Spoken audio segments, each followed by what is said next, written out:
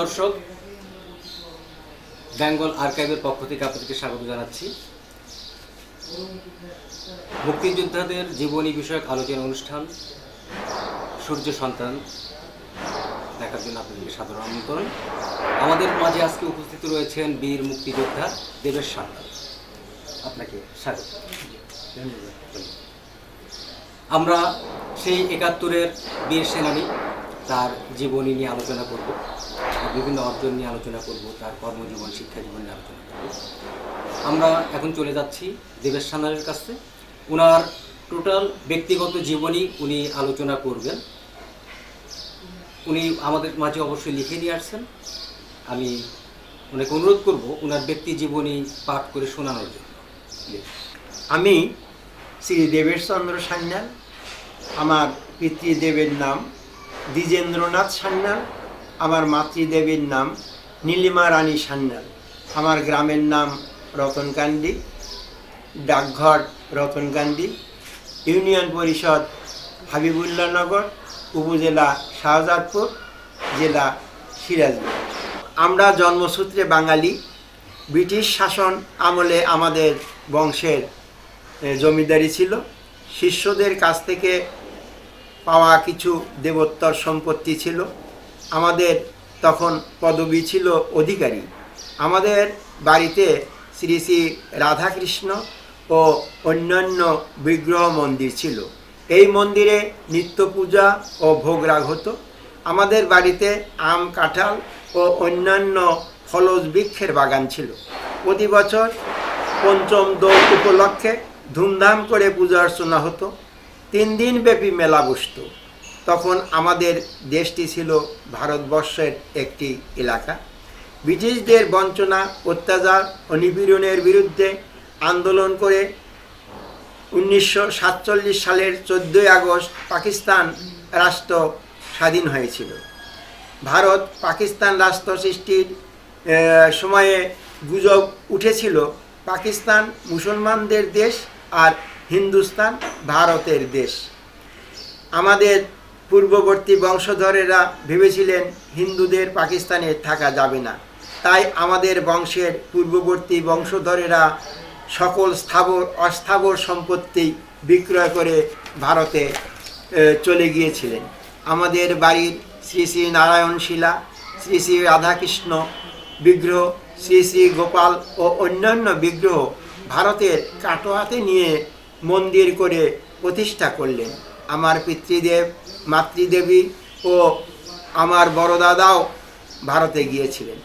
আমাদের বংশের অন্যান্যদের সাথে ভারতে গিয়ে আমার পিতৃদেবের শরীর টেকে না।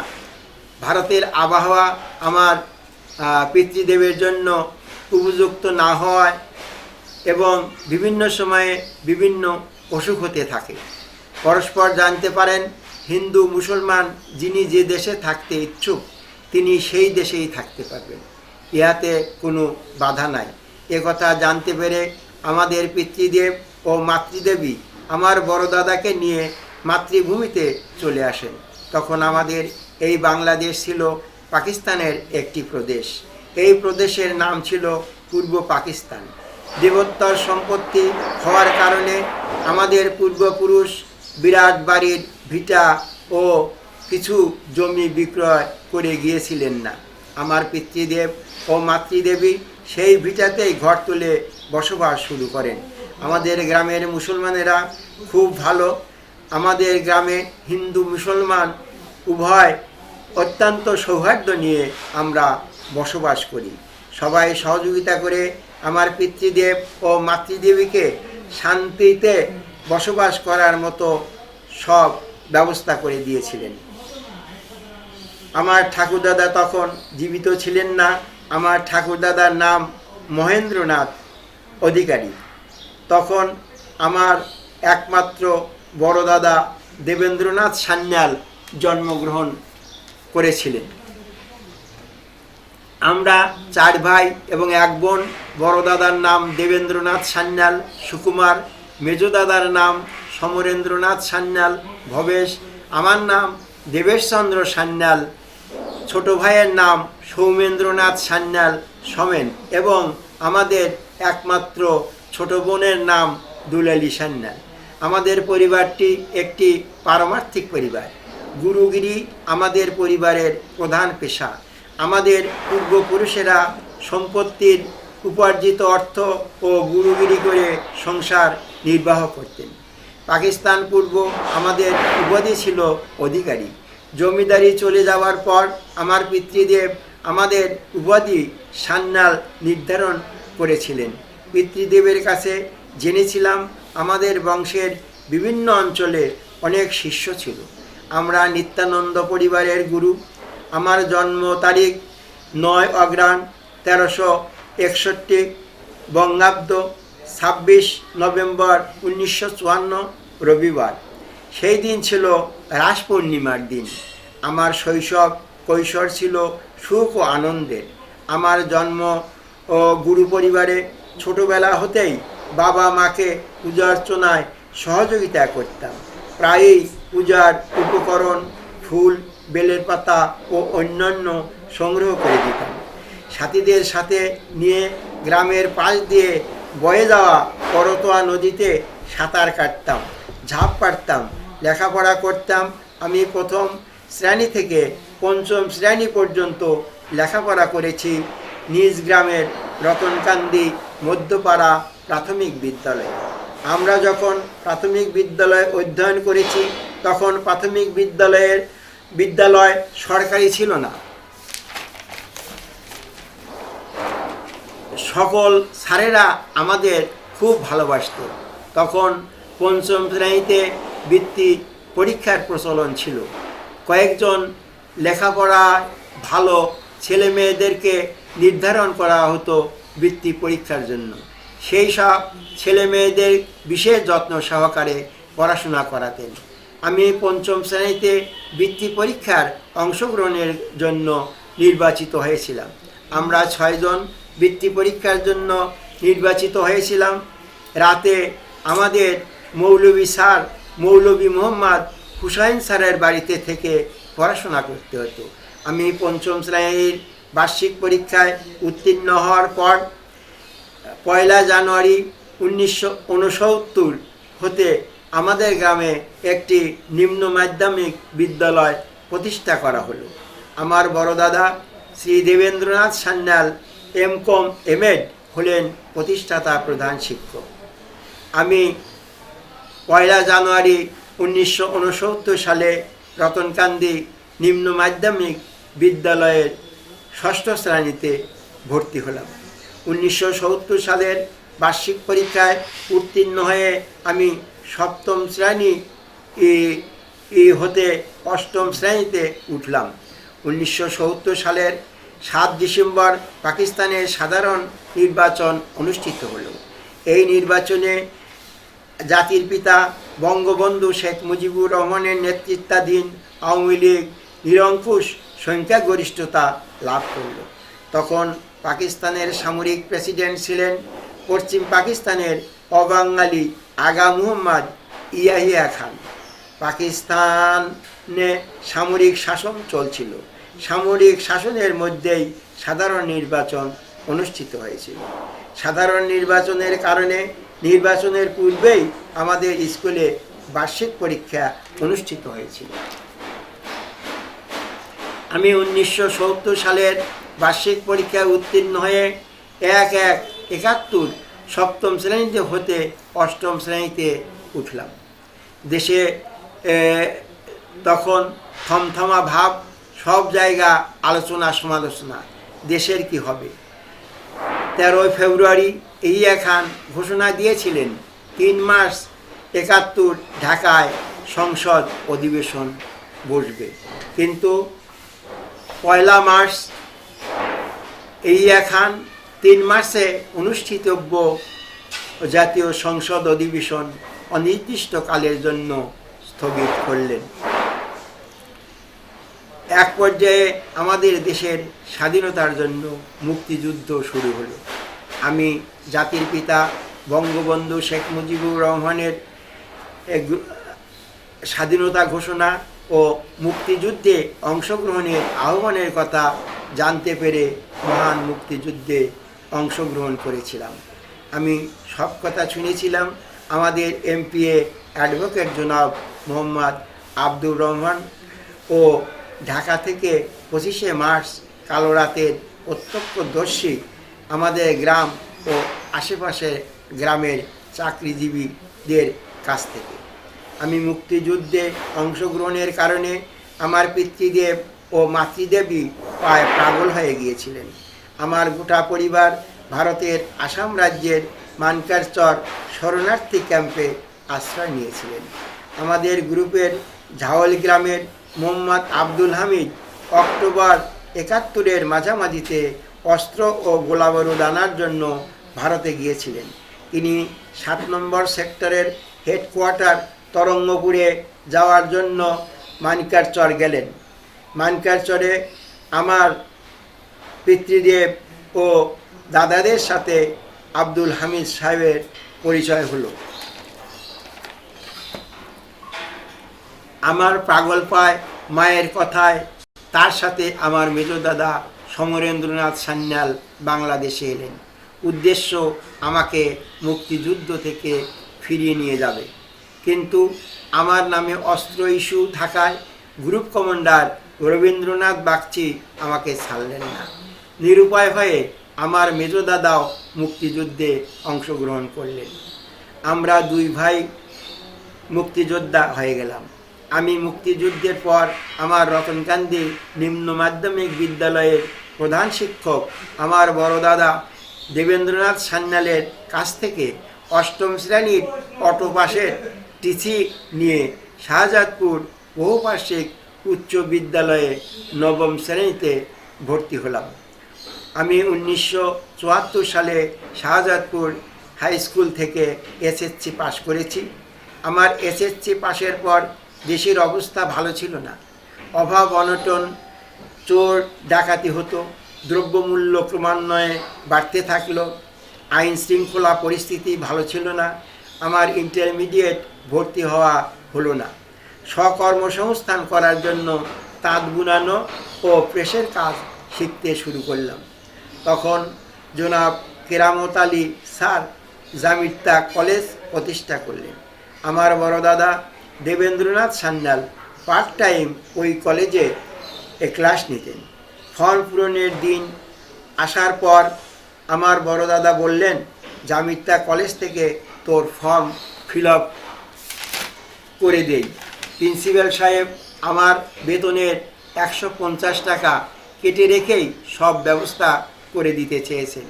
ইহাতে কলেজেরও একটু উপকার হবে, ছাত্র সংখ্যা বাড়বে, কলেজ অনুমোদনে সহযোগিতা হবে। তুই বাড়ি থেকেই আমার কাছে পড়াশোনা করে পরীক্ষা দিস। তখন রেজিস্ট্রেশন নিয়েও এত বাড়াবাড়ি কড়াকড়ি ছিল না। ফর্ম পূরণের কিছুদিন পূর্বেই বোর্ডের সাথে যোগাযোগ করে রেজিস্ট্রেশন করা যেত। আমি এসএসসি পাস করেছি বিজ্ঞান বিভাগে। বড় দাদার পরামর্শ অনুসারে আইকমের ফর্ম পূরণ করলাম। আইকম ক্লাসে আমি একদিনও ক্লাস করি নাই। একদিন শুধু ফর্মে স্বাক্ষর করার জন্য কলেজে গিয়েছিলাম। আমার বড় দাদার তত্ত্বাবধানে বাড়িতে পড়াশোনা করে বেড়া কেন্দ্রে আইকম পরীক্ষা দিলাম। 1976 সালে বৃহত্তর পাবনা জেলার মধ্যে সর্বোচ্চ নম্বর পেয়ে 2য় বিভাগে আইকম পাশ করেছি। ভর্তি হলাম শাহজাদপুর মহাবিদ্যালয়ে। আমি মাসিক 80 টাকা স্টাইপেন্ড ও এককালীন বই কেনার জন্য 250 টাকা পেলাম। 1976 ও 1977 সালে এইচএসসি পাশ করা ছাত্রছাত্রীদের 2 ব্যাচ এক করে দিল। 1979 সালে শাহজাদপুর মহাবিদ্যালয় থেকে বিকম পাশ করলাম। 1982 সালে সংস্কৃতে উপাধি কাব্যতীর্থ পাশ করলাম। 1980 সালে ঢাকা বিশ্ববিদ্যালয়ে এমকম মার্কেটিং বিভাগে ভর্তি হলাম। এইচএসসি পাশের পর আমি সোনালী ব্যাংকের জুনিয়র ক্লার্ক পদে আবেদন করেছিলাম এবং পাবনা এডওয়ার্ড কলেজে পরীক্ষা দিয়েছিলাম। ঢাকা বিশ্ববিদ্যালয়ের অধ্যয়নকালীন সময়ে 1980 সালের সেপ্টেম্বর মাসের 18 তারিখ শুধু লিখিত পরীক্ষার ভিত্তিতে আমার নিয়োগপত্র ইস্যু করা হলো। আমার মাতৃদেবীর ইচ্ছা ছিল মাতৃদেবীর কাছে থেকে কোনো চাকরি করে খাই। মাতৃদেবীর আশীর্বাদ সফল হলো। আমি সোনালী ব্যাংকের প্রধান কার্যালয়ে মতিঝিলে গিয়ে পরামর্শ করলাম। ওনারা পরামর্শ দিলেন ব্যাংকের চাকরি ভালো, বাড়ির কাছাকাছি থেকেই সারা জীবন চাকরি করতে পারবেন, দ্রুত পদোন্নতি হবে, 6 বছরে আপনি 6 গ্রেড অফিসার হতে পারবেন। ঢাকা বিশ্ববিদ্যালয়ের পড়া বন্ধ করে 22 সেপ্টেম্বর 1980 সোনালী ব্যাংকের জুনিয়র ক্লার্ক পদে চাকরিতে যোগদান করলাম। মাতৃদেবী যতদিন জীবিত ছিলেন ততদিন আমি বাড়িতে থেকেই চাকরি করেছি। আমি 38 বছর 4 দিন সোনালী ব্যাংকে চাকরি করেছি। ইহার মধ্যে 5টি শাখায় 10 বছর 9 মাস 3 দিন ম্যানেজার হিসেবে দায়িত্ব পালন করেছি। আমি চাকরি জীবনে 9 বার আমানত সংগ্রহ ও শ্রেণীবিন্যাসিত ঋণ আদায়ের জন্য পুরস্কার পেয়েছি। 6টি পদোন্নতি পেয়েছি। আমি 25/9/2018 তারিখে সিনিয়র প্রিন্সিপাল অফিসার হিসেবে অবসর গ্রহণ করেছি। আমি সারা জীবন আমার সাধ্যের মধ্যে মানুষের কল্যাণ করেছি। আমি 1982 সালে নাটোর জেলার সিংড়া উপজেলার মুন্সি বাঁশবাড়িয়া নামক গ্রামে বিবাহ করেছি। আমার শ্বশুর মহাশয়ের নাম রবীন্দ্রনাথ মুন্সি। তিনি বামিহাল উচ্চ বিদ্যালয়ের সিনিয়র শিক্ষক ছিলেন। আমার শাশুড়ি মাতার নাম সবিতা মুন্সি। আমাদের একমাত্র বোন দলিলি সান্যালের বিবাহ হয়েছে কামারখন্দ উপজেলা সদর জামতলী। আমাদের ভগ্নিপতির নাম ইঞ্জিনিয়ার কৃষ্ণকমল চক্রবর্তী। সে বাংলাদেশ বিমানে চাকরি করত, বর্তমানে চাকরি থেকে অবসর গ্রহণ করেছে। আমার ভাগ্নি কৃষিবিদ মল্লিকা চক্রবর্তী কেয়া এবং আমার একমাত্র ভাগ্নে ইঞ্জিনিয়ার বিশ্বজিৎ চক্রবর্তী কাজল। আমার বড় দাদা চাকরি পরিক্রমায় সর্বশেষ ঢাকাস্থ সেগুনবাগিচা উচ্চ বিদ্যালয়ের সিনিয়র শিক্ষক ছিলেন। তিনি M.Com M.Ed পাস। তিনি শিক্ষকতা থেকে অবসর গ্রহণ করে নাটোর সদরে বাড়ি করে বসবাস করছেন। আমার বড় বৌদির নাম রেখা রানী সান্যাল। আমার মেজ দাদা প্রথমে রতনকান্দি উচ্চ বিদ্যালয়ের সহকারী প্রধান শিক্ষক ছিলেন। 1983 সালে তিনি পিটিআই ইনস্ট্রাক্টর হিসাবে সরকারি চাকরিতে যোগদান করেছিলেন। তিনি পদোন্নতি পেয়ে অ্যাসিস্ট্যান্ট সুপার পদে পাবনা পিটিআইয়ে কর্মরতকালীন সময়ে 2014 সালে মৃত্যুবরণ করেছেন। আমার মেজ বৌদির নাম সাধনা রানী সান্যাল। আমার স্ত্রীর নাম নিভা রানী সান্যাল। আমার 2 মেয়ে 1 ছেলে। আমার বড় মেয়ের নাম চন্দনা সান্যাল, ছেলের নাম উত্তম কুমার সান্যাল, ছোট মেয়ের নাম বন্দনা সান্যাল।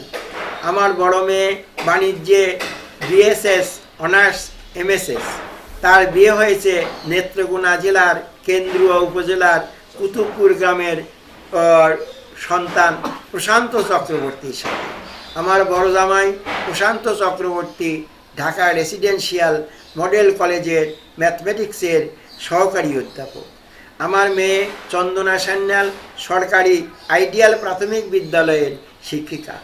আমার বড় মেয়ের কন্যা পূর্ণতা চক্রবর্তী ও পুত্র দেবপ্রিয় চক্রবর্তী প্রাচুর্য। আমার ছেলে উত্তম কুমার সান্যাল বাংলাদেশ বিদ্যুৎ উন্নয়ন বোর্ড রাজশাহীতে উপসহকারী প্রকৌশলী হিসেবে কর্মরত আছে। আমার পুত্রবধূ মাতার নাম মৌমিতা রানী সান্যাল। আমার ছেলের ঘরের একমাত্র নাতিন অর্চিতা সান্যাল। আমার ছোট মেয়ের বিবাহ হয়েছে 2015 সালে দিনাজপুর জেলার চিরিরবন্দর উপজেলার নানিয়াটিকোর গ্রামের সঞ্জয় কুমার ব্যানার্জির সাথে। আমার ছোট জামাই সঞ্জয় কুমার ব্যানার্জি বর্তমানে সিনিয়র উপজেলা মৎস্য কর্মকর্তা হিসাবে রংপুর জেলার বদরগঞ্জ উপজেলায় কর্মরত আছে। আমার ছোট মেয়ে Bandana Sanyal BSS honours MSS pass. সে 2 বছর সরকারি প্রাথমিক বিদ্যালয়ে সহকারী শিক্ষিকা পদে চাকরি করেছে। উচ্চ শিক্ষার জন্য 2 মাস চাকরি করার পর সে চাকরিতে ইস্তফা দিয়েছে। সে গৃহিণী। ছোট মেয়ের ঘরে আমার একমাত্র নাতি, তার নাম সাত্বিক ব্যানার্জি। আমার ছোট ভাই সৌমেন্দ্রনাথ সান্যাল, সে 2017 সালে মৃত্যুবরণ করেছে। তার 3 ছেলে। সে ছিল একজন কবিরাজ, শাখা ডাকঘরের বিপিএম ও ধর্মগুরু। চাকরি থেকে অবসর গ্রহণের পর থেকে আমি আমার ধর্ম ও মুক্তিযুদ্ধ নিয়ে লেখালেখি করে থাকি। আমি দৈনিক বাংলা 71 ও উত্তরাধিকার 71 পত্রিকার সিরাজগঞ্জ জেলার উল্লাপাড়া উপজেলার প্রতিনিধি হিসাবে কাজ করছি। আমি সাপ্তাহিক সাহসী জনতা, মাসিক শ্রী শ্রী গৌরবাণী পত্রিকার সম্মানতা ও পদক পেয়েছি। 8 মে 2015 মাননীয় প্রধানমন্ত্রী জননেত্রী শেখ হাসিনা শাহজাদপুরে রবীন্দ্র বিশ্ববিদ্যালয় বাংলাদেশের ভিত্তিপ্রস্তর স্থাপন করেছেন। উক্ত অনুষ্ঠানে আমাকে শ্রীমদ্ ভগবত গীতা পাঠ করার জন্য আমন্ত্রণ জানানো হয়েছিল। আমি উক্ত অনুষ্ঠানে মাননীয় প্রধানমন্ত্রীর সম্মুখে শ্রীমদ্ ভগবত গীতা পাঠ করে বাংলাদেশ রবীন্দ্র বিশ্ববিদ্যালয় বাংলাদেশ ভিত্তিপ্রস্তর অনুষ্ঠানের গীতা পাঠ করেছিলাম। নতুন প্রজন্মের কাছে আমার অনুরোধ, তোমরা মানবীয় জ্ঞান সম্পন্ন উচ্চ শিক্ষিত হও, দেশকে ভালোবাসো। অনেক আন্দোলন সংগ্রাম ও রক্তের বিনিময়ে আমরা আমাদের স্বাধীন বাংলাদেশ পেয়েছি। ধন্যবাদ বীর মুক্তিযোদ্ধা দেবেশ বাবুকে। ধন্যবাদ আপনাকে। জীবনী, পূর্ণাঙ্গ জীবনী আপনি লিখিত পাঠ করলেন। বয়সটা তো অনেক হয়ে গেছে। জি, আমরা আপনার কাছ থেকে জানতে চাবো যে মুক্তিযুদ্ধের সময় পশ্চিমবঙ্গের যে পটভূমি, মানে আপনার অংশগ্রহণ, প্রশিক্ষণ এবং কোথায় কোথায় আপনার যুদ্ধ করবেন, মানে যতদূর আপনার স্মরণে আছে, কারণ এতদিনের বিষয় তো স্মরণে থাকার কথা না, তারপরও আপনি এখনও যথেষ্ট সুস্থ মানুষ। আপনি যদি সেই 71-এর পটভূমি একটু আমাদেরকে বলেন দর্শকদের উদ্দেশ্যে। তা আমি তখন খুব বড় মানুষ না, রতনকান্দি নিম্ন মাধ্যমিক বিদ্যালয়ের 8ম শ্রেণীর ছাত্র। তো রাজনীতিতে তত সম্পৃক্ত ছিলাম না, তবে বয়স্করা যে আলাপ আলোচনা করত, পাশে দাঁড়িয়ে থেকে এগুলো শুনতাম। আর আমাদের ওই প্রাদেশিক পরিষদ সদস্য অ্যাডভোকেট জনাব আব্দুর রহমান সাহেবের সাথে আমার ঘনিষ্ঠতা ছিল। ওনার কাছ থেকে কিছু কিছু তথ্য পেতাম। এই 25শে মার্চ 71 কালো রাত্রিতে পাকিস্তানি হানাদারেরা যখন অপারেশন সার্চলাইট নামকরণ করে আমাদের বাঙালিদের উপর নৃশংসতা শুরু করলো, এই শুরুর পরে জাতির পিতা বঙ্গবন্ধু শেখ মুজিবুর রহমান বাংলাদেশের স্বাধীনতা ঘোষণা করলেন। সেটা হয়তো আমরা যে জেনেছিলাম যে 26শে মার্চ প্রথম প্রহরে রাত্রি 12:20 দিকে। এই কথা আমি সব তথ্যগুলো এগুলো পেয়েছি। এবং প্রতিদিনই আমরা সংবাদ পেতাম, এখানে হত্যা করা হয়েছে, এখানে গণহত্যা করা হয়েছে, লুটতরাজ হয়েছে, এরকম সমস্ত কিছু তথ্য আমরা পেতাম। এরপরে আপনার 24শে এপ্রিল আমাদের বাগাবাড়ি ঘাটে পাকিস্তানি হানাদাররা আসে। পাকিস্তানে বাগাবাড়ি ঘাটে তখন আপনার নদীতে ফেরি ছিল, ব্রিজ ছিল না। ওখানে এসে ওরা এমন একটা শক্তিশালী মোটর, বিভিন্ন রকম মোটর অস্ত্র মানে আপনার ফায়ার করে, এতে এলাকা আতঙ্কিত হয়ে ওঠে। বাগাবাড়ির উত্তর পারে ছিল মুক্তিযোদ্ধাদের আপনার বাংকার, তারা প্রতিহত করার জন্য প্রস্তুতি নিয়েছিল। এই প্রস্তুতিতে ছিল আমাদের তখনকার ছাত্রনেতা মির্জা আব্দুল লতিফ মির্জা এবং আমাদের অ্যাডভোকেট আব্দুর রহমান সাহেব এবং জেলা প্রশাসক এম এ শামসুদ্দিন সাহেব, এরকম অনেক বিশিষ্ট বিশিষ্ট লোক বাঘাবাড়ির উত্তর পারে আপনার বাংকার করে অবস্থান নিয়েছিল যে কোনো অবস্থাতেই সিরাজগঞ্জ জেলাতে পাকিস্তানি আর্মিদেরকে ঢুকতে দেওয়া হবে না। কিন্তু ওদের অস্ত্রের কাছে এই সমস্ত প্রতিরোধকারীরা ভাবলো যে এদের সাথে আর যুদ্ধ করে পারা সম্ভব নয়। এদিকে পাকিস্তানি হানাদারেরা বগুড়া থেকে এবং ঈশ্বরদী হয়ে ট্রেন পথে সব দিক থেকে আসতে থাকলো। তখন আমাদের প্রতিরোধকারীরা এই আপনার প্রতিরোধ থেকে সরে পড়ল। তখন 27শে মার্চ আপনার পাকিস্তানি সৈন্য আমাদের পাকিস্তানে শাহজাদপুরে গেল। ওখানে গিয়ে বিভিন্ন লোকদেরকে উৎসাহিত করে হিন্দুদের বাড়িঘর এবং আওয়ামী লীগ নেতাকর্মীদের বাড়িঘর লুটতরাজ করালো, অগ্নিসংযোগ করলো, এইভাবে চলতে থাকলো। এই সমস্ত বীভৎস কাহিনী শুনে আমি মহান মুক্তিযুদ্ধে অংশগ্রহণের সিদ্ধান্ত গ্রহণ করেছিলাম। তা আমি 1971 সালের আপনার 23শে জুলাই, তা মনে করে 23শে জুলাই 6 শ্রাবণ আমি ওই অ্যাডভোকেট আব্দুর রহমান সাহেবের সাথে মুক্তিযুদ্ধে যাওয়া শুরু করলাম, যে ভারতে গিয়ে ট্রেনিং নিয়ে তারপরে মুক্তিযুদ্ধে অংশগ্রহণ করব। প্রথম দিন আমরা নৌকাপথে যাত্রা শুরু করলাম। রাত্রিতে আমরা ওই সুজানগর উপজেলার সাতবাড়িয়া নামক ঘাটের কাছে এক জায়গাতে ভোরে আমাদেরকে নামা দেওয়া হলো। আমাদের সাথে ছিল একজন গাইডার, সে ভারতে লোক যাতায়াত নিয়ে যেতে পারত। তখন আমরা এক আওয়ামী লীগ নেতার বাড়িতে খাওয়া দাওয়া করে থাকলাম। পরবর্তীতে রাত্রিতে আমরা নৌকা, আমাদের এমপিএ সাহেব নৌকা ভাড়া করলেন। ওই সাতবাড়িয়া ঘাটের পাশ থেকে নৌকা যোগে আমরা পদ্মা নদী পার হয়ে কুষ্টিয়া জেলার একটা নিভৃত গ্রামে উপস্থিত হলাম। ওখানে গিয়ে আমরা খাওয়া দাওয়া করলাম। ওই এলাকার মানুষজন প্রথমে ওনা কাঁঠাল গাছ থেকে কাঁঠাল পেরে মুড়ি দিয়ে আমাদেরকে খাওয়ালেন। ওই এলাকার মানুষজন আমরা যেমন চাচা জ্যাঠা বলি, এরা বড় আব্বা ছোট আব্বা বলে ডাকেন। তা ওনার বাড়ির মালিকের কাছে শুনতে পারলাম যে এই গ্রামেও শান্তি কমিটির লোক আছে এবং রাজাকারে গেছে, পাশেই আছে আপনার পাকিস্তানি আর্মি ক্যাম্প। তারা যদি সংবাদ দেয় তাহলে আপনাদেরকে ধরে তারা নৃশংসভাবে হত্যা করবে। যাই হোক, তো উনি তাড়াহুড়ো করে ডাল ভাত রান্না করলেন। আমরা ডাল ভাত খেলাম। ডাল ভাত খায় আমরা হেঁটে ভারতের উদ্দেশ্যে আবার যাত্রা করলাম। তা আমাদের এমপি সাহেব খুব ভালো মানুষ, উনি হেঁটে চলতে পারছিলেন না। সেদিন মেঘাচ্ছন্ন রাত ছিল, গুড়ি গুড়ি বৃষ্টি হচ্ছিল এবং আকাশের মেঘে আপনার বিদ্যুৎ চমকানোর আলোতেই যেন আমাদের পথ চলা। চলতে চলতে আমরা ভোরের দিকে গিয়ে ভারতের বাংলাদেশের কুমারখালীর খালিজা থাক নামক একটা বর্ডার ক্রস করে, ভারতের বর্ডার ক্রস করে বিএসএফ ক্যাম্পে গিয়ে পৌঁছলাম।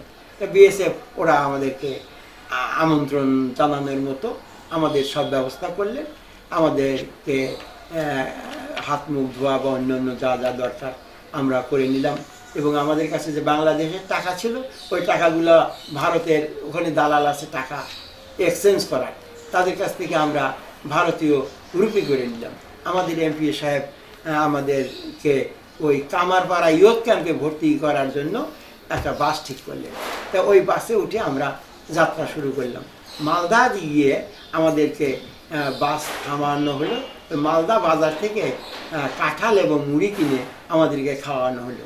খাওয়ানোর পরে এমপি সাহেব বললেন যে আমি সব ব্যবস্থা করে রেখেছি, তোমরা সবাই চলে যাও কামারপাড়া ইয়ুথ ক্যাম্পে, আমি ওই বাংলাদেশ সরকারের সাথে যোগ দেওয়ার জন্য কলকাতা যাব। তা উনি কলকাতা চলে গেলেন, আমরা চলে গেলাম কামারপাড়া ইয়ুথ ক্যাম্পে। কামারপাড়া ইয়ুথ ক্যাম্পে গিয়ে রাত্রিতে থাকলাম, খাওয়া দাওয়া করলাম। পরে সকালবেলা ফলোইং করিয়ে আমাদেরকে রিক্রুট করলো। রিক্রুট করার সময় আমাকে আর নিতে চাইল না। আমি বয়সে ছোট, যে এত ছোট মানুষকে মুক্তিযুদ্ধে নেওয়া যাবে না, এর দায়বদ্ধতা আছে, আপনি মারা গেলে তো আপনার বাবা মার কাছে আমরা জবাব দিতে পারবো। তাই উপায়, তারপরে কোনো তো উপায় নেই। তো বাবা মার কাছে শুনছিলাম যে ভারতে আমার এক পিসে মশাই আছেন, ওনা আছেন হলো ওল্ড মালদাতে, নাম হলো বিশ্বনাথ ভট্টাচার্য, কিন্তু ওনার ঠিকানা আমি জানি না। তখন নিরুপায় হয়ে তখন শুরু করলাম সেই পিসামশাই বাড়িতে যাওয়া। পিসামশাই বাড়িতে গেলাম, কিছু দূর বাসে যাওয়া, তারপর ট্রেনে গেলাম। তখন ভারতে আমাদের কোনো বাসে বা ট্রেনে টিকিট লাগতো না। আপনার বাসের বা ট্রেনের টিকিট চাইতে আসলে জয় বাংলা বললেই আর টিকিট চাইতো না। বাসই স্টেশনে গিয়ে আমাকে ওই মোবাইল কোর্ট বসলো, আমাকে ধরে নিয়ে গেল ওই মোবাইল কোর্টের রুমের মধ্যে। সকলকে জিজ্ঞাসাবাদ করে করে জরিমানা করতেছিল, কিন্তু আমাকে জিজ্ঞাসা করলো। আমাকে জিজ্ঞাসা করার পরে আমি বললাম জয় বাংলা।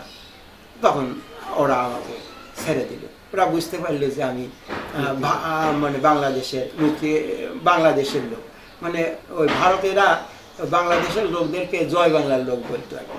তখন ওখান থেকে আমি গেলাম আমার পিসেমশাই বাড়ি। পিসেমশাই বাড়ি থেকে আমি গেলাম গাজলে। গাজলে যাওয়ার পরে আমার এক আত্মীয় ছিল আপনার শরণার্থী ক্যাম্পের ইনচার্জ। উনি বললেন, তোমার মুক্তিযুদ্ধে যাওয়ার দরকার নাই, তোমাকে আমি কার্ড করে দেই, তুমি শরণার্থী ক্যাম্পে থাকো, রেশন তুলবে আর খাবে। তা আমার মন তাতে সায় দিল না। তখন আমি জলপাইগুড়ি, শিলিগুড়ি আমি কয়েকদিন আমার আত্মীয় বাড়িতে ঘুরলাম। ঘুরার পরে আবার চলে আসলাম মালদাতে। মালদা এসে পিসেমশাই পিসিমাকে বলি যে না, আমি মুক্তিযুদ্ধে যাওয়ার অঙ্গীকার করে আসছি, আমি শরণার্থী ক্যাম্পে থাকবো না বা আপনাদের কাছে থাকবো না। তখন ওনাদেরকে অনুরোধ করে অনুমতি নিয়ে আমি আবার সেই কামারপাড়া ইয়ুথ ক্যাম্পে চলে আসলাম। ইয়ুথ ক্যাম্পে আসার পরে সংবাদ পেলাম আমার বন্ধু বান্ধবের কাছ থেকে। আমাদের শাহজাদপুরের আব্দুর রাজ্জাক সাহেব ছিলেন, রতন কুমার দাস ছিলেন, রবীন্দ্রনাথ বাগচি ছিলেন। এরা সব পরামর্শ দিলেন যে এখানেই আমাদের ওই মালঞ্চ কুরমাইল ক্যাম্পের ইনচার্জ এবং শাহজাদপুরের 7 নম্বর সেক্টরের আপনার উপদেষ্টা অধ্যাপক আবু সাইদ আছেন, ওনাকে আপনি ধরেন। তখন ওনাকে গিয়ে আমি আমার পরিচয় দিলাম যে আমি শাহজাদপুরের মানুষ, এই এই বিষয়। তা উনি তখন আমারকে ভর্তি করার ব্যবস্থা করে দিলেন। তখন ওই আমি কামারপাড়া ইয়ুথ ক্যাম্পে মুক্তিযুদ্ধে যোগদান করলাম। যারা রিক্রুট করে তারা আমার কাছ থেকে একটা ইন্টারভিউ নিল, কিন্তু আমার সাহসিকতা, আমার কথাবার্তায় তারা সন্তুষ্ট হয়ে আমাকে মুক্তিযুদ্ধে ভর্তি করে নিল। তা আমি ওখানে ওই ইয়ুথ ক্যাম্পে শুধু ফলোইং করে জাতীয় সঙ্গীত গাওয়ানো হতো, পিটি প্যারেড করানো হতো, আর কিছু করা হতো না। তারপর আমাদেরকে ট্রানজিটলি ক্যাম্প মালঞ্চ এবং কুরমাইলে নেওয়া হলো। একদিন করে ওখানে থেকে আমাকে নিয়ে যাওয়া হলো পতিরাম ক্যাম্পে। পতিরাম থেকে আপনার ভারতের সৈন্যদের লরি, মানে ট্রাকও না, লরিতে আমাদের 22-23 জনকে নিয়ে যাওয়া হলো আপনার দার্জিলিং জেলার শিলিগুড়ি মহকুমার পানিঘাটা নামক হায়ার ট্রেনিং ক্যাম্পে। ওটা হলো ভারতীয় আপনার সেনারা ওখানে মুক্তিযোদ্ধাদের হায়ার ট্রেনিং দেয়। ওখানে ট্রেনিং হলো, আমাদের আসা যাওয়া ছাড়া 21 দিনের ট্রেনিং হলো বিভিন্ন অস্ত্রের উপর, 303, LMG, SLR, স্টেন গান এবং এক্সপ্লোজিভ, এই সমস্ত কিছু ট্রেনিং হলো। ট্রেনিং হওয়ার পরে আমাদেরকে নিয়ে আসা হলো 7 নম্বর সেক্টরের হেডকোয়ার্টার কালিয়াগঞ্জের তরঙ্গপুরে নিয়ে এসে আমাদেরকে একটা গ্রুপ করা হলো।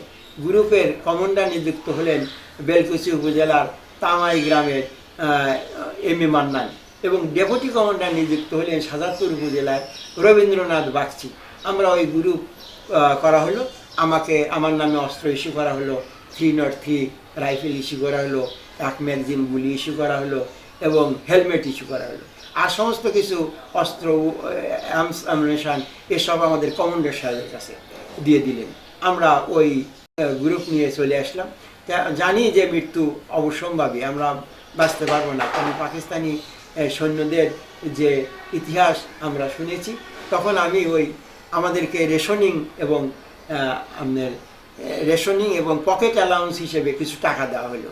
সেই টাকা দিয়ে আমি একটা শ্রী শ্রী চণ্ডীগ্রন্থ আর একটা হলো 4 ব্যান্ড রেডিও, আর ওই বাজারেই পাওয়া যেত বাংলাদেশের মানচিত্র খচিত জাতীয় পতাকা আমি কিনলাম এবং আমার গ্রুপের সব লোকদেরকে আমি বলে দিলাম যে আমি রণাঙ্গনে যদি মারা যাই তাহলে তো আমার লোকজন কেউ নিতে আসতে পারবে না, তো আপনারাও তো আমাকে পৌঁছাতে পারবেন না।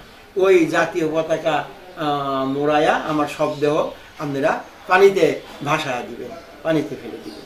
এইভাবে ওখান থেকে আপনার তরঙ্গপুর থেকে কালিয়াগঞ্জ আসলাম বাসে, কালিয়াগঞ্জ থেকে ট্রেন ধরে আসলাম শিলিগুড়ি। শিলিগুড়ি আসার পরে ট্রেন বদলাতে হলো। তা ট্রেন বদলানোর সময় আমার তো অত জ্ঞান নাই, একটা ট্রেন ফাঁকা ট্রেন দাঁড়া আছে শিলিগুড়ি আপনার রেলওয়ে স্টেশনে। তা আমি আমার বাথরুম আসছে, আমি মনে করলাম তাহলে এই ট্রেনে বাথরুম করা যাবে। তা আমি যা কেবল বাথরুম করার প্রস্তুতি নিচ্ছি, ইতিমধ্যে ট্রেন ছেড়ে দিল। তাহলে আমি তখন ভাবলাম তাহলে কী হবে, আমার ট্রেন ছেড়ে দিলে কোথায় নিয়ে যাবে আমি তত বুঝতে পারিনি। তখন লাফ দিলাম, লাফ দেওয়ার পরে ওই প্ল্যাটফর্মে এসে পড়লাম, আমার হাঁটুতে ব্যথা লাগলো। যাই হোক চলে আসলাম আমার লোকজনের কাছে। তাহলে ওই সময় যদি আমি মারা যেতাম তাহলে আমার লাশও কেউ পাইতো না, তখন ঠিকানাও রাখার বিধি ছিল না, আমার গ্রুপের লোকেরাও খবর পেত না আমি কোথায় আছি, আমি বেঁচে আছি নাকি মরে গেছি, আমি হিন্দু নাকি মুসলমান, খবর হবে নাকি আমাকে অন্ত্যেষ্টিক্রিয়া হবে, এটা কেউ জানতো না। যাই হোক ওখান থেকে আমরা চলে আসলাম ওই আসামগামী ট্রেনে ধুপড়ি নামক স্টেশনে। ওখানে ধুপড়ি নামক স্টেশনে নামে বাসে চলে আসলাম আমাদের মানকেশ্বরে। মানকেশ্বরে এসে আমাদের রাত্রি হয়ে গেল। তখন একটা বোর্ডিংয়ে, তারপরের দিন সকালে আপনার নদী আছে ওই আপনার রৌমারি ক্যাম্প আর মানকেশ্বর, আপনার মানকেশ্বরটা হলো ইন্ডিয়া আর রৌমারি হলো রংপুর জেলার কুড়িগ্রাম মহকুমার। তখন মহকুমা ছিল কুড়িগ্রাম, বর্তমানে হলো জেলা। সেই কুড়িগ্রাম মহকুমার আপনার রৌমারি নামক স্থানে মুক্তিযোদ্ধা ক্যাম্প করা হয়েছিল। আমরা সেই ক্যাম্পে গেলাম, আমাদের থাকা খাওয়ার সব ব্যবস্থা করে দিলেন। কমান্ডার সাহেব আপনার নৌকা ভাড়া করলেন সিরাজগঞ্জের চরে, যমুনার চর। সিরাজগঞ্জ যমুনার চর হলো নিভৃত এলাকা, ওখানে আর্মি যাওয়ার কোনো পথ নেই, ওটা আমরা স্বাধীন এলাকা হিসেবে গণ্য করি আর কি। তখন আমার কমান্ডার সাহেব নৌকা ভাড়া করলেন, সেই নৌকাতে রাত্রি 9টার দিকে আমরা উঠলাম।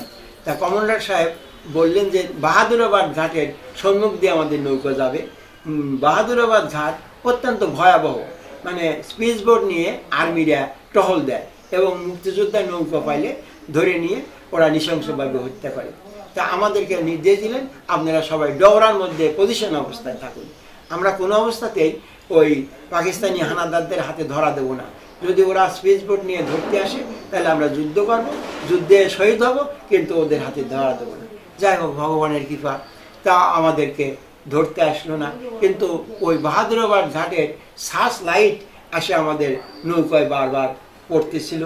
তা আমরা আস্তে আস্তে ওই বাহাদুরাবাদ ঝুঁকিপূর্ণ এলাকা মোটামুটি অতিক্রম করলাম। এই প্রায় ভোরের দিক আসলো, তখন এক কাশে খাতের মধ্যে মাঝিরা নৌকা ভিড়ে দিল। নৌকা ভিড়ে দেওয়ার পরে প্রস্তাব পায়খানা করে নিলাম। আমাদের কাছে চিড়িয়া এবং গুড় রাখা ছিল, যে যখন তখন খাবার প্রয়োজন হলে যেন খাওয়া, সকালের খাবার ওইভাবে খেলাম। তারপরে দেখে শুনে ওই এলাকা ওই ব্রহ্মপুত্র এবং যমুনা এই নদী পথে আমরা সিরাজগঞ্জের চরে আসবো, কিন্তু প্রত্যেকটি এলাকায় ঝুঁকিপূর্ণ, সব জায়গায় মনে করেন রাজাকার পাহারা আছে, পাকিস্তানি আর্মি আছে। যাই হোক দেখে শুনে ওই মাঝিরা নৌকাতেই আপনার ডাল ভাত অথবা খিচুড়ি রান্না করে, সেই রান্নাতেই আমরা খাই। এই রান্নাতে খাই আমরা 4 দিনের দিন 5 দিনের মাথায় ওই আপনার সিরাজগঞ্জের চরে, এটা টাঙ্গাইলের সিঙ্গুলের চরের কাছে ওই ক্যানেলে আসলাম। আসে তারপরে ওই দিন থাকলাম ওখানে, থাকার পরের দিন রাত্রিতে আমরা চলে আসলাম বেলকুচি উপজেলার আপনার কামারখন বেলকুচি উপজেলা আপনার নির্বাচনী এলাকার এমএনএ অ্যাডভোকেট আব্দুল মমিন তালুকদারের বাড়িতে। তা আমরা আব্দুল মমিন তালুকদার তখন বাড়িতে ছিলেন না, উনি ভারতে গিয়েছিলেন। তো ওনার ভাই আব্দুর রশিদ তালুকদার আমাদেরকে সহযোগিতা করলেন, তা উনি আমাদের থাকা খাওয়ার ব্যবস্থা করলেন। আমরা আজ এখানে কাল সেখানে এইভাবে শেল্টার নিয়ে থাকি। প্রতিদিন আপনার অস্ত্র সকালবেলা উঠে অস্ত্রে ফুলত্রি মারি, অস্ত্র পরিষ্কার করি, এভাবে থাকতে থাকি। এবং থাকাটা ছিল খুব ঝুঁকিপূর্ণ, এবং যারা আমাদেরকে আশ্রয় দিবে তাদেরও ছিল খুব ঝুঁকি। কারণ হলো ওই গ্রামেই বা পাশের গ্রামেই রাজাকার আছে বা পিস কমিটির লোক আছে, তারা স্থানীয় আপনার আর্মি ক্যাম্পে খবর দিলে তারা এসে আমাদেরকে ধরে নিয়ে যায়, হত্যা করবে। তা আমরা আমাদের সেলটার সবসময় পাহারা দিতাম পর্যায়ক্রমিকভাবে, 2 ঘন্টা করে, যেরকম আর্মিরা পাহারা দিত সেটা পাহারা দিতাম। যাই হোক, এইভাবে আমরা থাকতে থাকলাম। আর আমরা তখন ওই অক্টোবরের মাঝামাঝির আগ পর্যন্ত আর সৈনিক যুদ্ধ করার মতো আমাদের রেখে করে সাহস পাইনি। আমরা তখন ওই 3টা হিট অ্যান্ড রান, মানে হিট অ্যান্ড রান হলো আপনার আমরা যে আছি এইটা পাকিস্তানি আর্মি, মুক্তিযোদ্ধা, ওই আপনার রাজাকার বা শান্তি কমিটির লোকদেরকে বুঝানো তারা যেন আর কেউ রাজাকারে না যায়, শান্তি কমিটিতে যোগ না দেয়, এই আমাদের অবস্থান জানানোর জন্য আমরা হিট অ্যান্ড রান এরকম 3টা আতঙ্ক সৃষ্টি, যে আতঙ্ক সৃষ্টি করতাম আর কি। এইভাবে চলে আসলাম, কয়েকদিন থাকলাম। তারপরে আমার কমান্ডার সাহেব এম এ মান্নান উনি সিদ্ধান্ত নিলেন যে বেলকুচি উপজেলা আমরা আক্রমণ করব। বেলকুচি থানা, এটা হলো সোহাগপুরে অবস্থিত বেলকুচি থানা সদর, এবং ওখানে ওই থানার পাশেই আব্দুল মতিন নামে একজন বিখ্যাত মুসলিম লীগ নেতা ছিলেন। উনি ওই বেলকুচির আপনার তদানীন্তন মুসলিম লীগের নেতা ছিলেন। ওই দুইবারই মুসলিম লীগ নেতা মতিন সাহেবকে ধরে আনবো এবং থানা আক্রমণ করবো। তা আমি ওই আমাদের কমান্ডার সাহেবের সাথে থানা আক্রমণ যুদ্ধে থাকলাম। আর একটা গ্রুপ ওই রবীন্দ্রনাথ বাগচির অধীনে ওই মতিন সাহেবের বাড়িতে গেল মতিন সাহেবকে ধরে আনার জন্য। আমরা ক্রলিং করে যেতে থাকলাম। হঠাৎ তো আপনার সেন্ট্রি দেখতে পেল, সেন্ট্রি দেখতে পায় হুইসেল দিয়ে দিল। সবাই বুঝতে পারলো যে আমরা আক্রান্ত হয়েছি। তখন ওরা ফায়ার শুরু করলো, আমরাও ফায়ার শুরু করলাম।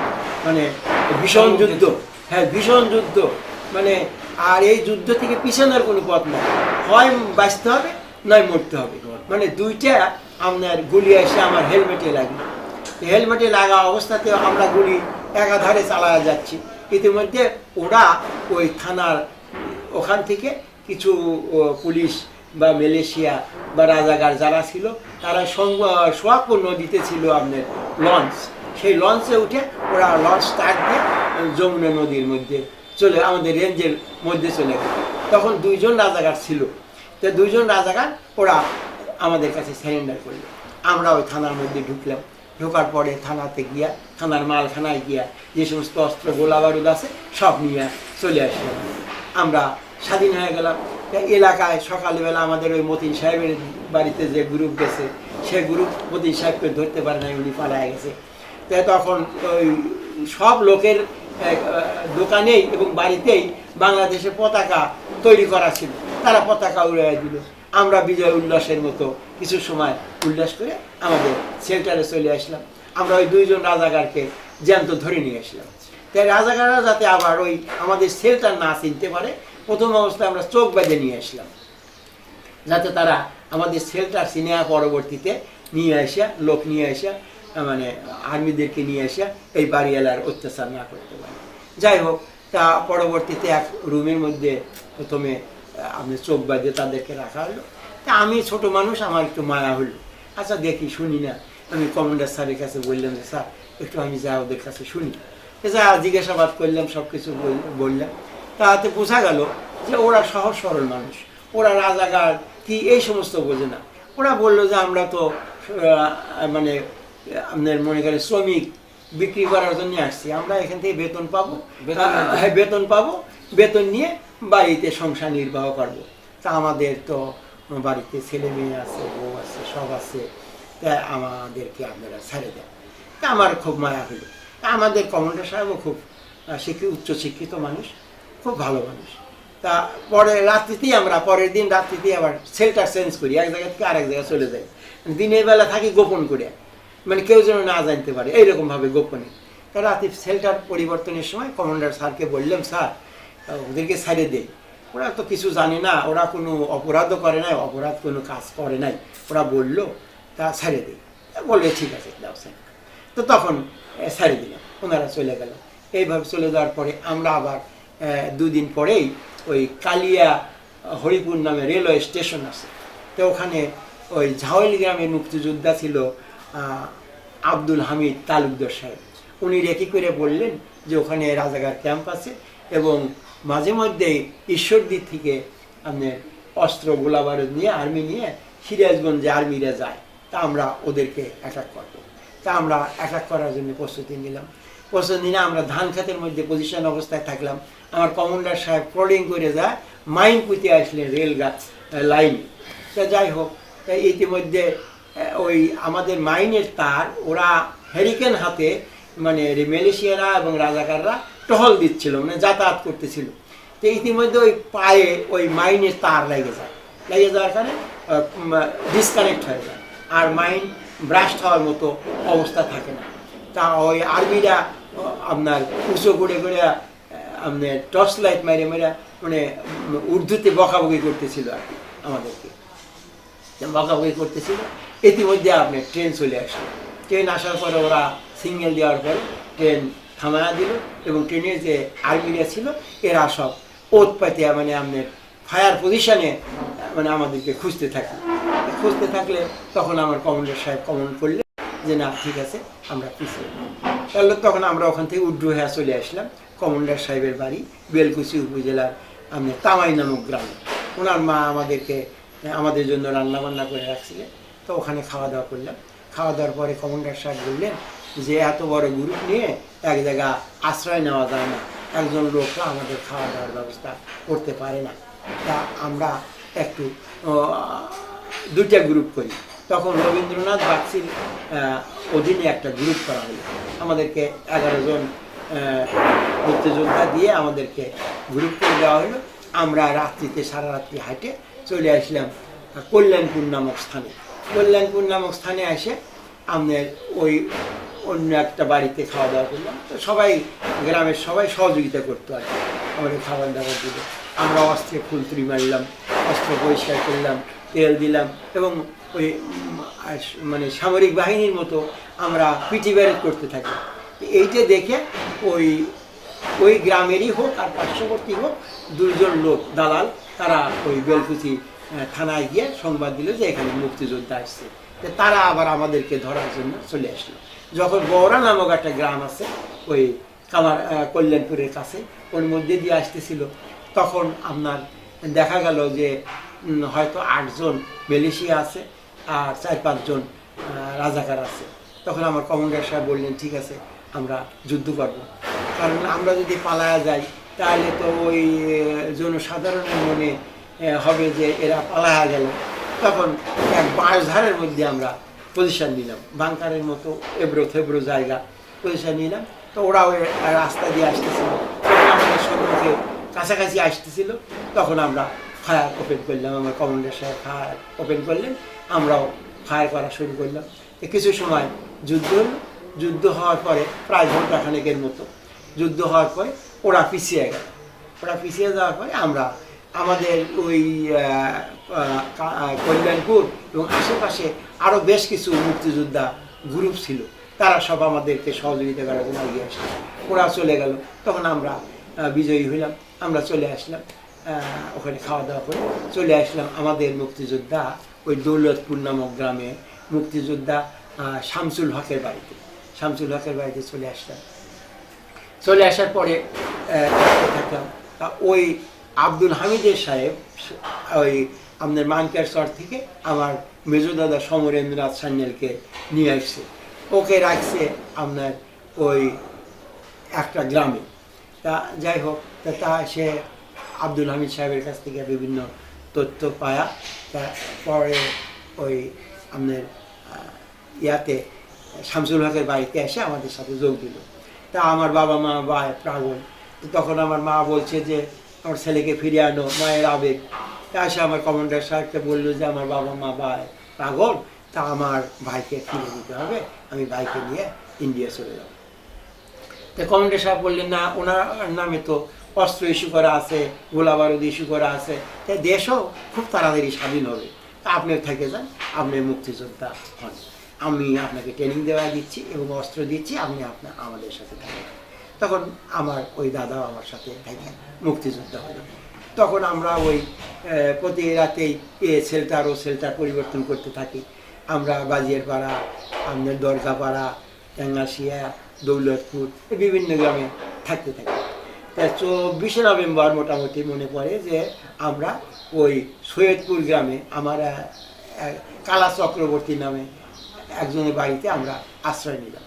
তা 25শে নভেম্বর সংবাদ পেলাম মালিপাড়া থেকে পাকিস্তানি আর্মিরা আমাদের পালায়া যাচ্ছে আর কি। তারা টাঙ্গাইল যুদ্ধে পরাজিত হয়েছে, লঞ্চে যমুনা পার হয়ে মালিপাড়া আসছে। মালিপাড়া থেকে পথ চেনানোর জন্য 2 জন রাজারাকে সাথে নিয়ে তারা পালায়া যাচ্ছে। তখন আমরা তাদের পিছু নিলাম। তা কিছু ওরা যাচ্ছিল, আমরাও তাদের পিছু পিছু যাচ্ছিলাম। তো ওরা ওই কৈজুরি নামক গ্রামের কাছে এক খেতে মূলো বোনা ছিল, সেই মূলো তুলে খাওয়ার মানে চেষ্টা করতেছিল। ওরা হয়তো মূলো সম্পর্কে জানে না যে কাঁচা খাওয়া যাবে কি না, বা অনেক খিদে লাগছে। এই অবস্থা দেখে ওরাও হাঁটতেছিল, আমরা ওদের পাশ যাচ্ছিলাম। ধিতপুর নামক স্থানে গিয়ে ওরা আমাদেরকে দেখলো এবং ওরা আমাদের দিকে অস্ত্র তাক করলো। তখন আমরা ওই অবদাবাদ ছিল, অবদাবাদে আমরা পশ্চিম পাশে অবস্থান নিলাম। অবস্থান নিয়ে ওদের উপর ফায়ার ওপেন করলাম। ওরা আবার লাফ দিয়ে আমাদের পূর্ব দিকে অবস্থান নিলাম। সন্ধ্যা তখন প্রায় ঘোড়া আসছে। তা 1 ঘন্টার মতো যুদ্ধ হলো। যুদ্ধ হওয়ার পরে তা ওরা গোলাগুলি বন্ধ করে দিল, আমরাও গুলি বন্ধ করে দিলাম। বন্ধ করে দেওয়ার পরে রাত্রিতে মাঝে মাঝে আপনার ওই ধিতপুর নামক আপনার গোডাউন ছিল, একটা সারের গোডাউন বা চ্যারিটেবল ডিসপেন্সারি যাই থাক, একটা গোডাউন ছিল। ওই গোডাউনতে মাঝে মাঝে 2-1টা করে গুলি আসতেছিল। মানে তখন আমরাও তার উত্তরে গুলি 2-1টা করে ছুটতেছিলাম। আমরা সারা রাত্রি মনে করেন যে পজিশন অবস্থায় আছি, ওই অবস্থানে। তো ভোরের দিকে আমার কমান্ডার রবীন্দ্রনাথ বাগচি এবং বেড়ার কমান্ডার আমির হোসেন, এই 2 জন মিলে ওই যেখান থেকে গুলি আসতেছিল ধিতপুর সার গুদাম, ওখানে গেলেন। গিয়ে ওরা ঘিরে নিয়ে দেখলেন যে 2 জন রাজাকার আছে। তো ওদের কাছ থেকে জানা গেল যে ওই রাত্রিতে পাকিস্তানি আর্মিরা আপনার হাটে ওই আপনার বেড়া নদী পার হয়। বেড়া নদীতে ছিল ভেড়াখোলা গ্রামের হলদারদের নৌকা, সেই নৌকাতেই বেড়া নদী পার হয়েছে। বেড়া নদী পার হয় তারা হাইটে রগরবাড়ির দিকে রওনা হয়েছে এবং ওখান থেকে ওরা হয়তো ঢাকা যাবে। তো তখন ওই রাজাকার 2 জনকে আমরা ধরে নিয়ে আসলাম।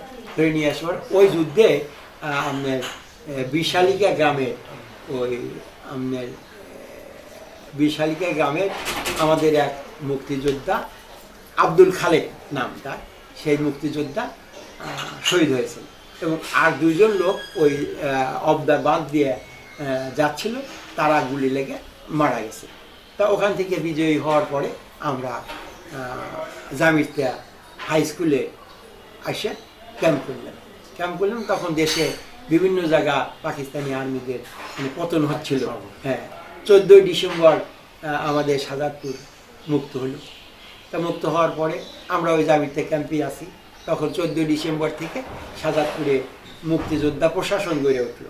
শাহজাদপুরের মানে মির্জা আব্দুল বাকি হলেন শাহজাদপুরের মুক্তিযোদ্ধাদের সর্বাধিনায়ক। তা ওনার নেতৃত্বে আমরা বিভিন্ন জায়গা বিভিন্ন ক্যাম্প করে অবস্থান নিতে থাকলাম। এইভাবে থাকলাম।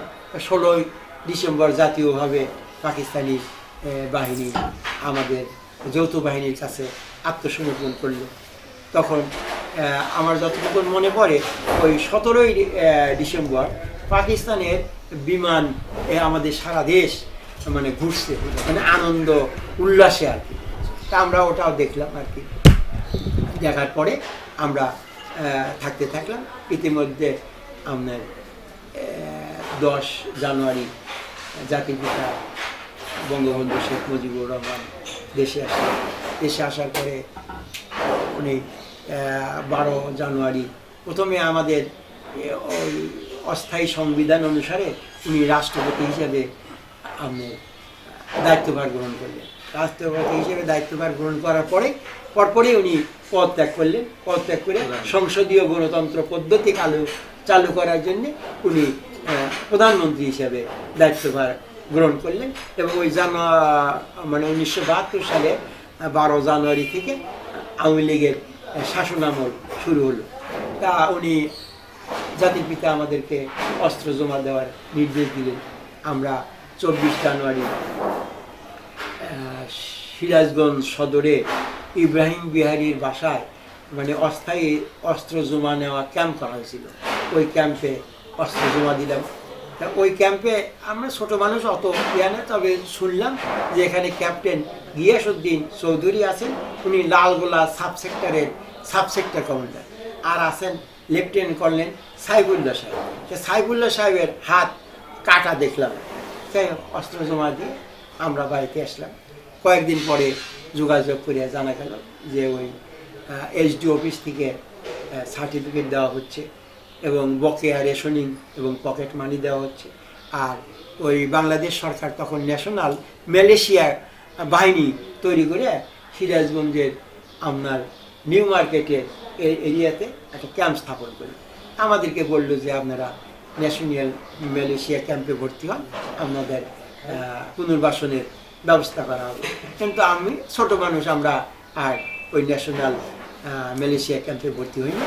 ভর্তি না হয় ওই আমার অস্ত্র জমা রসিদ জমা দিয়ে আপনার কর্নেল ওসমানী এই সার্টিফিকেট, যদিও কর্নেল সাহেব একসময়ে জেনারেল পদোন্নতি পেয়েছিলেন, কিন্তু উনি মানে প্রচলিত ভাষায় কর্নেল এমএজি ওসমানী, আমাদের মুক্তিযুদ্ধের মানে প্রধান সেনাপতি কর্নেল এমএজি ওসমানী।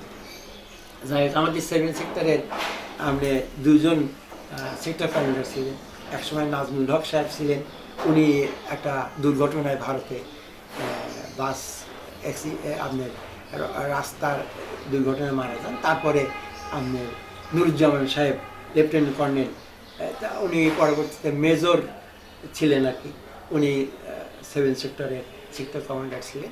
যাই হোক, আমরা ওই সিরাজগঞ্জ এইচডি অফিস থেকে বকেয়া রেশনিং মানি, পকেট মানি এবং কর্নেল ওসমানীর একটা সার্টিফিকেট, একটা সাদা কম্বল এই নিয়ে আমরা মালয়েশিয়াতে ভর্তি না হয়ে চলে আসলাম বাড়িতে এসে রতন গান্ধী নিম্ন মাধ্যমিক বিদ্যালয় থেকে রতন গান্ধী নিম্ন মাধ্যমিক বিদ্যালয়ের প্রধান শিক্ষক ছিলেন আমার বড় দাদা দেবেন্দ্রনাথ সান্যাল, ওনার কাছ থেকে অটো পাসের একটা সার্টিফিকেট নিলাম। অটো পাসের সার্টিফিকেট নিয়ে শাহজাদপুর পাইলট উচ্চ বিদ্যালয়ে আপনি 9ম শ্রেণীতে ভর্তি হলে। তারপরে আমার এই পরবর্তী জীবন, যে আপনার সেই মুক্তিযুদ্ধের পটভূমি আপনার কাছ থেকে আমরা জানলাম। ধন্যবাদ আপনাকে, আপনার সেই মহান স্বাধীনতা যুদ্ধের প্রেক্ষাপটের স্মৃতিচারণ করলেন। আপনার জীবন 71-এ যেরকম এই দেশকে আপনারা স্বাধীনতা দিয়ে গেলেন একটি সুশৃঙ্খল যুদ্ধের মাধ্যমে, ঠিক সেই রকম আপনি আপনার পরিবারকেও কিন্তু গুছিয়ে নিয়েছেন সুশৃঙ্খলভাবে, সবাই সুপ্রতিষ্ঠিত। আপনি আপনার চাকরি জীবনে সোনালী ব্যাংকের সিনিয়র প্রিন্সিপাল অফিসার ছিলেন জানি, সেখানেও আপনি আপনার দক্ষতার পরিচয় রেখেছেন। এখন আপনি অবসর এখন জীবনযাপন করছেন। আমরা জানতে চাবো যে আসলে তো মুক্তিযোদ্ধার যারা, তাদের যুদ্ধ তো শেষ হয় না, যুদ্ধ চলমান। এখন আমরা মনে করি যে এই অবসর সময়টাও আপনি এই জাতির জন্য অবশ্যই যুদ্ধ করছেন। আপনার এই অবসর সময়ের ঘটনাগুলি একটু আমাদেরকে বলবেন। আমি অবসর গ্রহণ করার পরে আমাদের সিরাজগঞ্জ জেলার উল্লাপাড়া উপজেলার ঘোষগাতি নামক গ্রামে বা মহল্লায় বাড়ি করে ওখানে আমরা বসবাস করি। আমার আদি বাড়ি শাহজাদপুর উপজেলার রতনকান্দি গ্রামে। অবসর গ্রহণের পর আমার উদ্দেশ্য যে কীভাবে মুক্তিযুদ্ধের চেতনাকে জাগ্রত করা যায়, এটা আমাদের দায়িত্ব, এবং মুক্তিযুদ্ধের ইতিহাস যাতে প্রজন্ম জানতে পারে, এজন্য যা যা আমার জ্ঞানে আসে আমি করার চেষ্টা করে থাকি। আমি আমার গ্রামে মুক্তিযুদ্ধ গ্রন্থের ভ্রাম্যমান গণপাঠাগার নামে একটি পাঠাগার প্রতিষ্ঠিত করেছি। যে সমস্ত মানুষ মুক্তিযুদ্ধ গ্রন্থ পড়তে চায়, আমার মোবাইল নাম্বার দেওয়া আছে, সেখানে তারা চাইলেই আমি লোক দিয়ে তার কাছে মুক্তিযুদ্ধ বিষয়ক গ্রন্থ পৌঁছে দিয়ে থাকি এবং পড়া শেষ হলে ওই বই নিয়ে আসি। আমার এই মুক্তিযুদ্ধ বিষয়ক ভ্রাম্যমান গণপাঠাগারের জন্য তৎকালীন প্রেসিডেন্ট মহামান্য প্রেসিডেন্ট জনাব মোহাম্মদ জিল্লুর রহমান সাহেব কিছু অনুদান দিয়েছিলেন। আমি মহামান্য রাষ্ট্রপতির কাছ থেকে অনুদান পেয়েছি এবং সেই অনুদান দিয়ে আমি বেশ কিছু মুক্তিযুদ্ধ বিষয়ক বই ক্রয় করেছি। এছাড়া আমি বর্তমানে আমাদের সনাতন ধর্ম এবং মুক্তিযুদ্ধ বিষয় নিয়ে লেখালেখি করে থাকি। আমার সনাতন ধর্ম নিয়ে লেখা ভারত বিচিত্রা, সমাজ দর্পণ, গৌরবাণী এই সমস্ত বিভিন্ন পত্রিকায় প্রকাশিত হয়ে থাকে। আমি মুক্তিযুদ্ধ বিষয় নিয়ে যে সমস্ত লেখালেখি করে থাকি সাধারণত দৈনিক বাংলা ৭১, উত্তরাধিকার ৭১, আপনার পিআইবি একটি নিরীক্ষা নামক পত্রিকা আছে সেখানে, তাছাড়া বিভিন্ন বাংলার কাগজ, বিভিন্ন পত্রিকায় এই মুক্তিযুদ্ধ বিষয়ক আমার লেখা প্রকাশিত হয়ে থাকে। তা আমি মনে করি যে দেশের সব মানুষকে মুক্তিযুদ্ধের চেতনায় গড়ে তুলতে হবে। আমাদের মানুষে মানুষে যেন কোনো হিংসা না থাকে, আমরা পরস্পর ভাই ভাই এই ভাবনা নিয়ে যেন আমরা এই দেশে বসবাস করতে পারি। এই জন্য আমার দিক থেকে আমি যতটুকু পারি প্রচেষ্টা চালিয়ে যাচ্ছি। ধন্যবাদ আপনাকে। আসলে আপনি এই যে মুক্তিযোদ্ধাদের জীবনী এবং মুক্তিযুদ্ধের প্রেক্ষাপট এবং সর্বোপরি যে আমাদের মধ্যে যে স্বাধীনতার যে চেতনা বিকাশ হওয়া দরকার এই বিষয়ে আপনি চেষ্টা করে যাচ্ছেন। একটি মুক্তিযোদ্ধা হিসেবে আপনি একটি অবশ্যই জাতির জন্য খুব ভালো কাজ করছেন। এখন আপনার কাছে আমাদের অনুরোধ যে নতুন প্রজন্মের জন্য স্বাধীনতার চেতনায় উদ্যোগী হওয়া এবং উদ্বুদ্ধ হওয়ার বিষয়ে নতুন প্রজন্মের জন্য একজন মুক্তিযোদ্ধা হিসেবে আপনি কিছু বলেন। নতুন প্রজন্মের কাছে আমার অনুরোধ, তারা সবাই তো উচ্চশিক্ষিত হোক, তারা মানবীয় গুণসম্পন্ন হোক এবং আমার অনুরোধ থাকবে যে তারা মুক্তিযুদ্ধের ইতিহাস জানে। মুক্তিযুদ্ধের ইতিহাস জানলেই কিভাবে সেই পাকিস্তানি হানাদারেরা 25শে মার্চ আমাদের অপারেশন সার্চলাইট নামকরণ করে যে এই বাঙালিদের উপর ঝাঁপিয়ে পড়ল, সেই যদি পাকিস্তানি হানাদারেরা 25শে মার্চ আমাদের বাঙালিদের উপর নির্বিচারে হত্যাকাণ্ড না চালাতো তাহলে এই মুক্তিযুদ্ধ করার মতো প্রেক্ষাপট তৈরি হতো না। তা এই সমস্ত ইতিহাস যখন এই প্রজন্ম জানতে পারবে তখন তারা দায়বদ্ধ হবে যে আমাদের এই দেশের মুক্তির জন্য, এই দেশের স্বাধীনতার জন্য, এই সশস্ত্র মুক্তিযুদ্ধকালীন সময়ে 30 লক্ষ মানুষ জীবন দিয়েছে এবং 2 লক্ষ মা বোন সম্ভ্রম হারিয়েছেন। এছাড়াও আরও অনেক মা বোন বিভিন্নভাবে নির্যাতিত, নিপীড়িত হয়েছে। এই যে সমস্ত হৃদয় বিদারক কাহিনী, এই সমস্ত যখন জানতে পারবে তখন তাদের ভিতর থেকেই তারা বুঝতে পারবে যে স্বাধীনতা একটু কিভাবে এসেছে, কিভাবে আমরা এই দেশের স্বাধীনতা পেলাম। আজ আমার বাঙালি কমিশনার, আজ আমার বাঙালি প্রধানমন্ত্রী, আজ আমার বাঙালি ডিসি, আজ আমার বাঙালি সমস্ত পদে আমার বাঙালি, আমার বাংলাদেশের বাঙালিরা।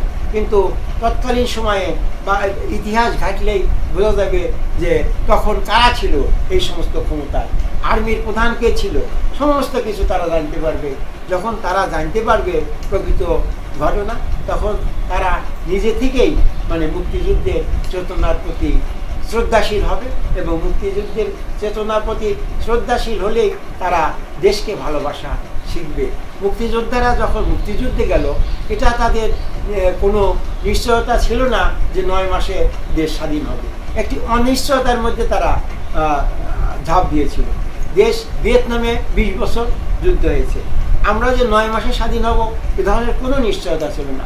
আমরা স্বাধীনতার পরে যে কোনো সুফল পাবো, আমরা এটা পাবো সেটা পাবো এ ধরনের কোনো নিশ্চয়তা ছিল না। এই মনে করেন এই যে ভাতাটাই শুরু হয়েছে ওই 1996 সালে আওয়ামী লীগ সরকার যখন ক্ষমতা আসলো, 97 এসে প্রথম 300 টাকা মুক্তিযোদ্ধা ভাতা শুরু করে, তারপরে পর্যায়ক্রমিকভাবে এই ভাতা আজকে আমরা 20,000 টাকা মাসিক ভিত্তিতে ভাতা পাচ্ছি। জাতির পিতা বঙ্গবন্ধু শেখ মুজিবুর রহমান এই চাকরিতে পুনর্বাসনের জন্য তিনি মুক্তিযোদ্ধা কোটা প্রচলন করে গিয়েছিলেন। কিন্তু এই 1975 সালে 15ই আগস্ট জাতির পিতাকে হত্যার পরে আর সেই মুক্তিযোদ্ধা কোটা পুরোপুরিভাবে পালন করা হয় না। কিছু কিছু আইন মানতে বাধ্য হয় তখন তো বাধ্যতামূলক মানতে হয়, কিন্তু অন্তরের থেকে সেই কোটা পূরণ করে নাই। তারা বিভিন্নভাবে মানে চক্রান্ত করছে। প্রজন্মের কাছে আমার অনুরোধ যে তারা মুক্তিযুদ্ধের ইতিহাস জানে। ইতিহাস জানলেই আমার কি অনুরোধ, আমরা কিভাবে দেশের স্বাধীনতা পাইলাম সব তারা জানতে পারে। বেঙ্গল আর্কাইভে সময় দেওয়ার জন্য আপনাকে অসংখ্য ধন্যবাদ। ধন্যবাদ বেঙ্গল আর্কাইভকে। বেঙ্গল আর্কাইভ চিরঞ্জীবী হোক। বেঙ্গল আর্কাইভ আমাদের এই বাংলাদেশের প্রত্যেকটি মানুষের আমাদের ইতিহাস সংরক্ষণ করুক, যাতে পরবর্তী প্রজন্ম এই মুক্তিযুদ্ধের ইতিহাস তথা এই বাঙালিদের সমস্ত ইতিহাস জানতে পারে। এজন্য বেঙ্গল আর্কাইভকে ধন্যবাদ। সুপ্রিয় দর্শক, আপনাদেরকেও ধন্যবাদ এতক্ষণ আমাদের সাথে থাকার জন্য। পরবর্তীতে আমরা এরকম বীর মুক্তিযোদ্ধাদের জীবনী নিয়ে আবারও আসবো আপনাদের সামনে।